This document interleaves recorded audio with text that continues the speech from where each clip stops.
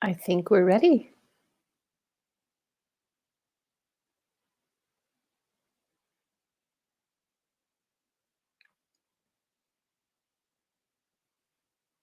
Hello, and welcome to the very, very first ever online Centaur Presents Conversations. Well, that's actually the wrong way around. It's Centaur's Conversations Online, or there's all kinds of ways we could combine those words.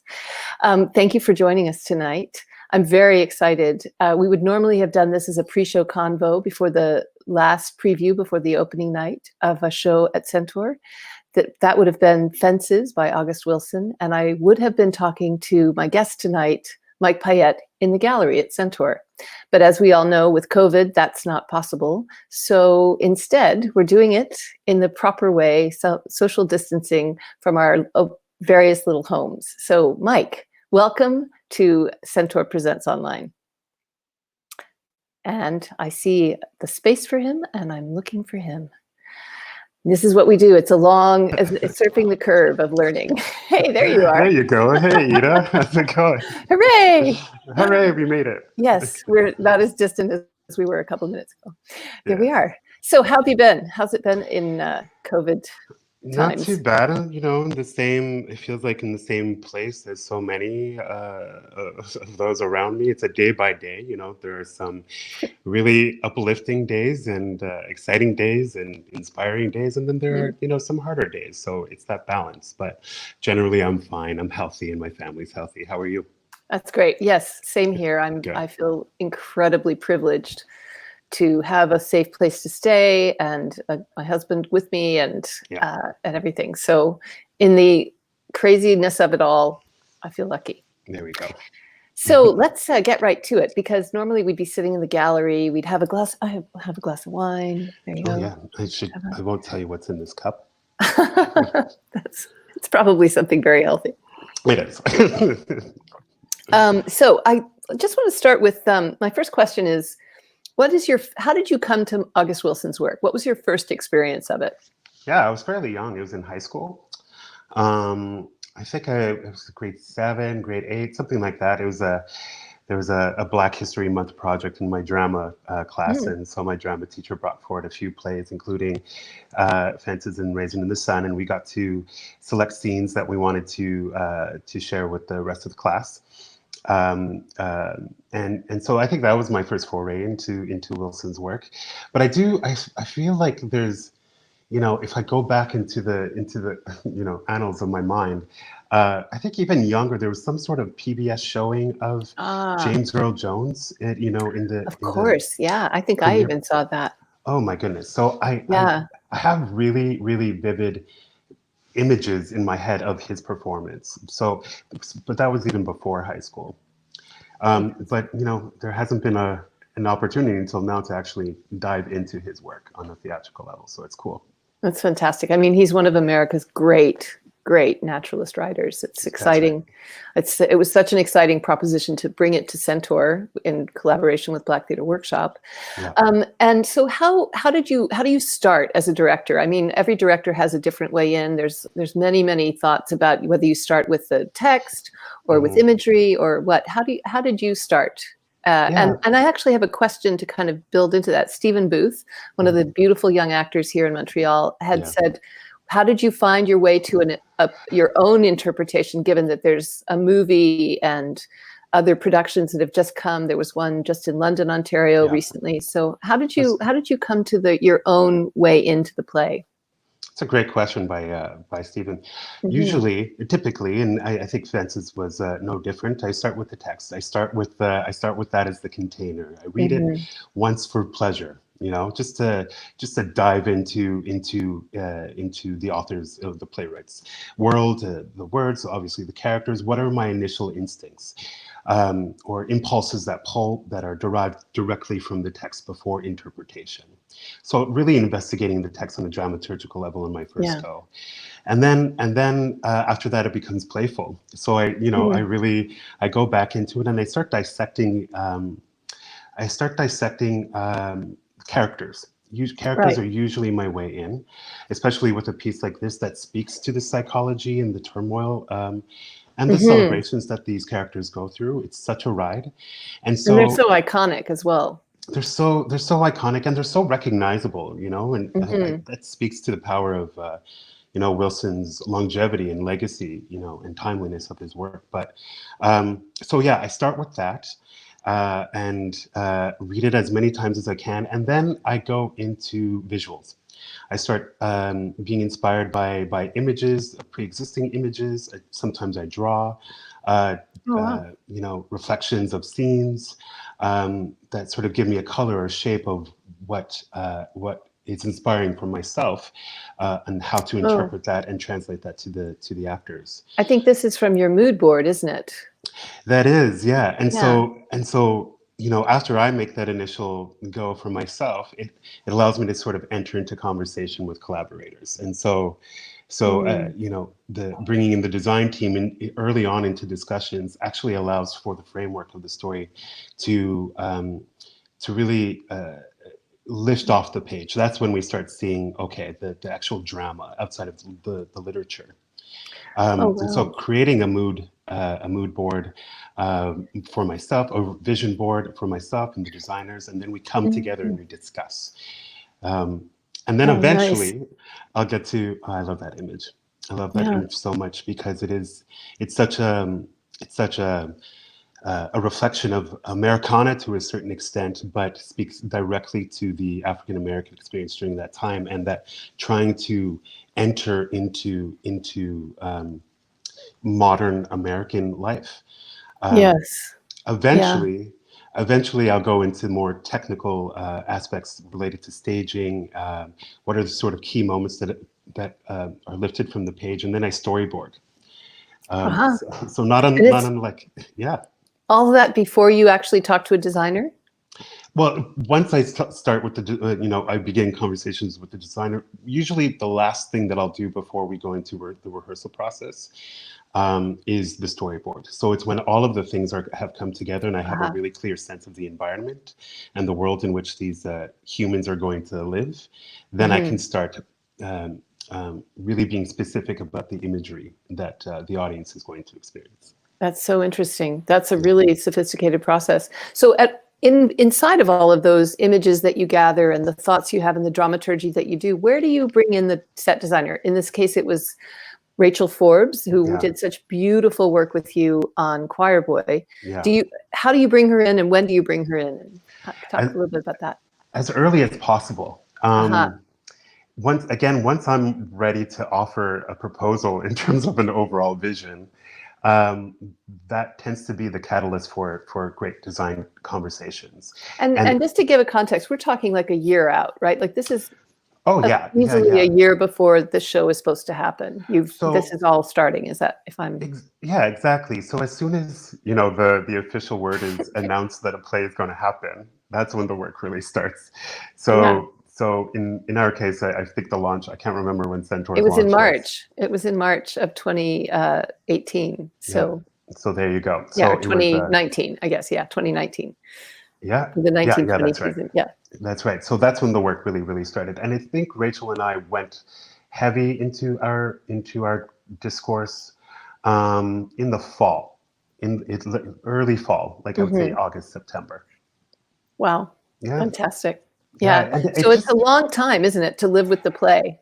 Oh yeah. I mean, I think there's an adage that someone once said to me, is that, you know, when you're entering into the world of any script, the playwright knows the story the most. And then there's a handing off to essentially the director, who knows the play even more, and after the playwright, in terms of the interpretation and the vision that goes along with it. And then when you bring the collaborators, it becomes a shared experience. And so the way that I like to work is that there's an ownership of the play that is beyond just myself as the sort of lead artistically, is that the work always ends up being more fruitful and a richer experience if all of the collaborators, all of the designers are implicated as early as possible. And so, you know, you have Tim Rodriguez right there, who's our lighting designer. And so typically I start the conversations with the set designer, in this case, Rachel. And then once we have a good understanding of the overall world, then we implicate the lighting designer to influence the new drafts of what we imagine the world to be. Yeah. Great. And so you want to take us through the design team, your actual creative team, because we have them here on the screen. Oh, looking at this just makes me such beautiful people. So setting costumes, Rachel Forbes, who incidentally had done, I believe, the costume design or the set design for Janet Sears' production in Yes, I in think London. that's right. Yeah. So she had her own relationship with the play before we had started, and then Tim Rodrigue, who comes from a dance background and choreography background and transitioned into the theater so seamlessly and fairly young, and he's been an awesome.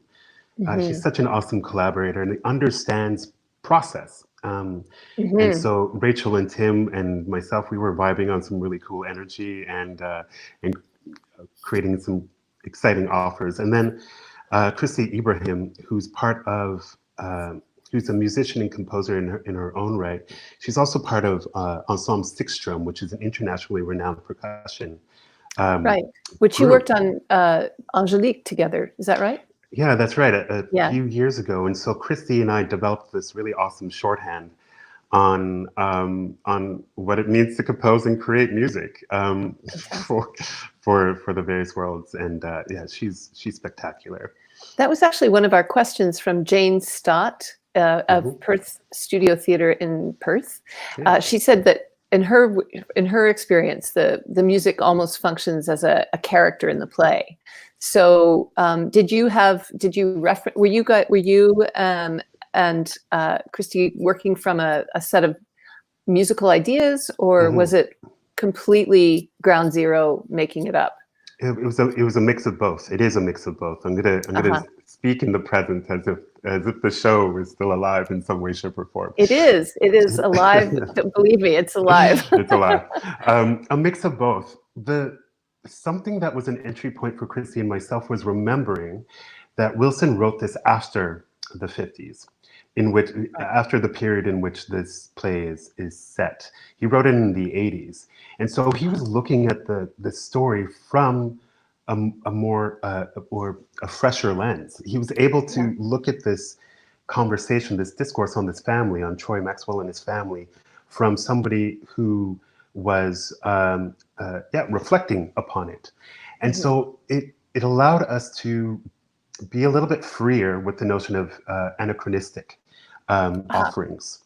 And so we know we wanted to root ourselves in sort of three sort of musical pillars. One that is grounded in the city, the geography of Pittsburgh. So, the actual hums, the musicality of the city that is being built during this time. There is a musicality surrounding that. And then there's the music that happens in Troy and Rose's household. What is the sound that Rose listens to when she's in the home, and she's often home? And so there's a whole other relationship to music when Rose isn't speaking, for instance. And then outside of that is the more ethereal or more psychological component that's related to the trauma that all of the characters are fueled by in some way, shape, or form. It's embedded in the African American experience. And so the more tangible, concrete music in the house was very much rooted in the influences of the time, the Dinah Washingtons, so on and so on. The list is endless. The influences are endless, from jazz to bluegrass to country, and outside of what we would traditionally assume, which is essentially R&B and gospel. The breadth of music during that time is way more extensive than that. So it's pulling from, but something else that we were also investigating just within that is the notion of time. And again, because Wilson is looking at this from a different time period in which the play is set, it also allowed myself and Christy to observe the story in a more contemporary lens. So we really wanted to bridge the gap, or limit the gap of distance between audiences of now and the experience of the story that took place in the 50s.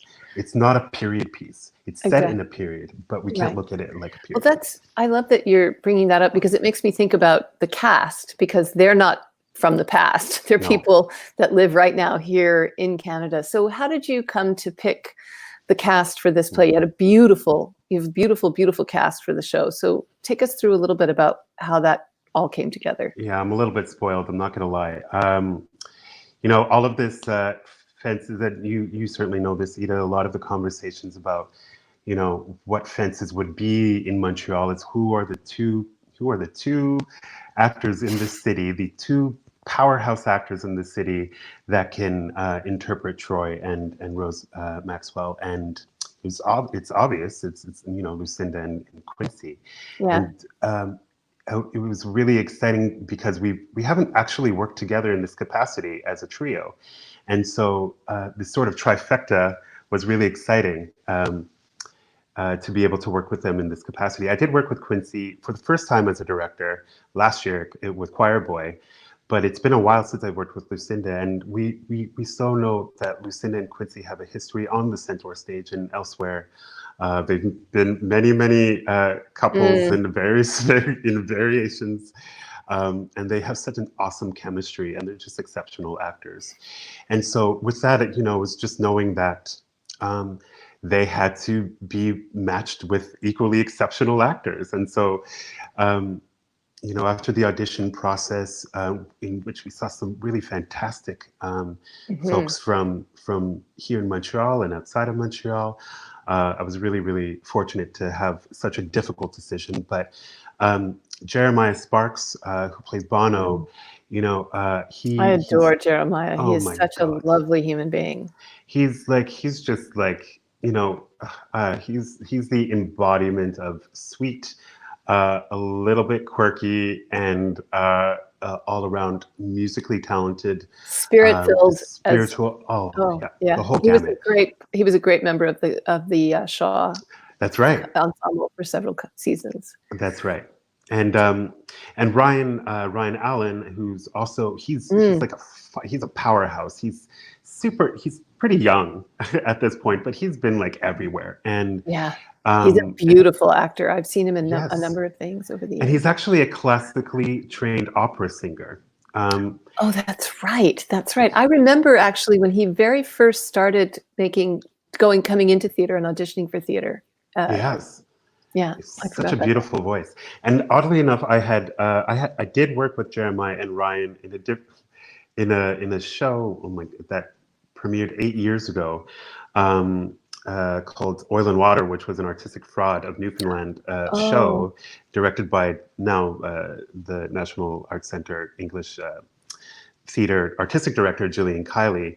And so that was my introduction to Ryan and Jeremiah. And if there's anything about being in a room with either of them, is that they make you want to be a better artist. So they're great. And Prince Amponsa, who's based in Toronto.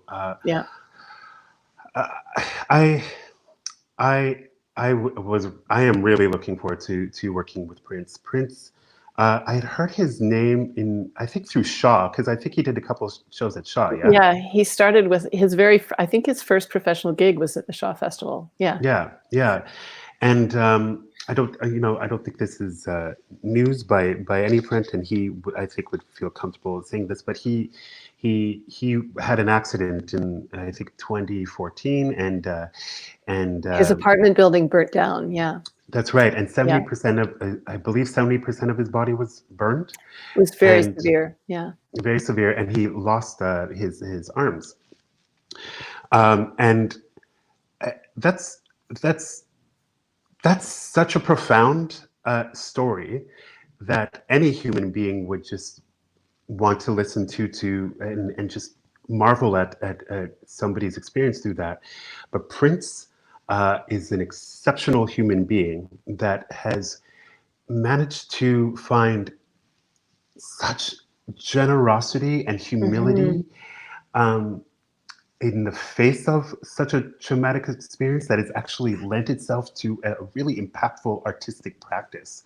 He's Hmm. just a really intelligent and heart-driven performer that when the opportunity arose, I was like, yes, please, Prince. I was so Uh, thrilled when you suggested him. I think he's a brilliant artist, and he's also working in other projects in Montreal too, with John Loughlin Stewart on Jonathan Livingston Seagull as well. That's For right. Well, you guys. yeah, there you go. Spoiler alert. Yeah. There you go. But yeah. So I had seen him during a workshop of this show that Jordy is developing with John Loughlin Stewart's company, and yeah, that just cemented every sort of choice. That And was yeah, you. That was one of Rachel's costume designs for him. yeah, he's playing Gabriel Troy's brother. Um, and then we also have the wonderful young performer Jelani Noren.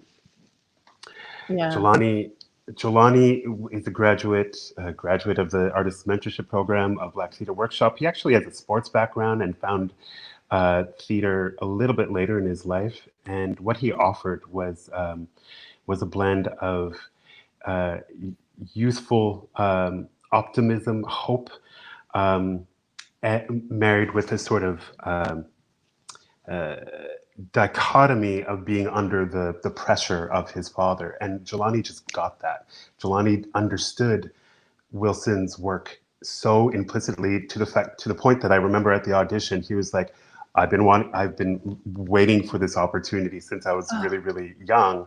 And he knew August Wilson, arguably more than I did wow. during at the audition. He like studied, and I was like, yeah, great young actor. And Michmael Oborg, who is our Renelle, lovely, Young beauty. lovely young performer. Young performers are so. There's not especially in Montreal, there's not a great host of young or child actors who go into theater. And Mhm, Michmael really had a lovely, pure offering. mhm. And she happens to be small world, but she happens to be the cousin of the person who played Travis in Raisin in the Sun at Héritage, who I Oh, directed which that you did in so the fall. beautifully at Giuseppe in French. There you You were go. the first English director to direct at Giuseppe, I weren't was you? the first English director, first Black director. There you go. Yeah, there we go. The times they are changing. There you go. There you go. That's So yeah. that's really great. Well, we're coming close to the end of our little period. I just want to ask you before we open it up to questions. Is there something we stopped you? We had to shut down. The show was going to go into rehearsals 2 days after we were mandated to close the theater for the COVID Yeah. crisis. And so, yes, there it is, all the Yeah. set waiting The there ghost light. backstage. Yep. And so I know that that's frustrating and must be difficult. But is there something positive that because we're committed, Quincy and I as co-producers are committed to finding the way to bring this production back to life once any production is possible. Mm-hmm. Is there anything positive that you think can come out of having this extra time to kind of you've done all this work, there's a show waiting to happen, and now you have like this moment to Mm-hmm. think more deeply and go further? What do you think? Is there something that can come from that? That's a great question. And I think I one of the driving questions that we had for the play is how are angels on earth represented? Mm. And especially when you look at the character of Gabriel, who is, for all intents and purposes, sort of a prophesizer, a prophet. And Troy speaks a lot about the presence of the end of death and seeing death and what he is in control of or not in control of in battling that potential arrival. And that question of angels on earth is it speaks to obviously spirituality on a not a religious sense, but the power of support, the power of community, and the necessity of community, and lifting people up during hard times, and then the question of whether or not we receive that optimism. This time allows us to really reflect on this period where we have seen angels on earth in different facets. And it reminds us, it gives us pause to remember that in the moments of difficulty, in moments of crisis, in moments of trauma, that that we are ostensibly not alone. So how that will reflect in the production and the staging in the future, I'm not sure, but we can't forget this period of time that we're living right now, and the audience won't forget this period of time that we're living right now. And so the context in which the show is going to be presented, it will be different than if we were to premiere, last Friday when we were supposed to. And so it'll allow us all to have that time to really reflect on that in hopefully profound ways. Amazing. I want to do a quick. Oh, that's the beautiful set that Rachel Forbes created for this, and we'll next time we talk, we'll talk about the fence. Yeah, the fence. Because there are two of our Centaur donors who actually, I think they're watching, and they met around reading this play together. Oh, and that's so gorgeous. they were Hello, board members. I know, they're patrons, and their names are Talene Topanian and Bedros Balbanian, and I met them at the very last Dinner with Friends event we had that was on March the 12th before we had to shut the theater. And I remember talking to them, and they were so excited to see this show because they had such a profound, they'd read it together, they had fallen in love around it. And so I know they'll be there when we bring it back together. You got it. And you will be there. And oh, I see Raul Beneja is showing up there, my good friend from Toronto.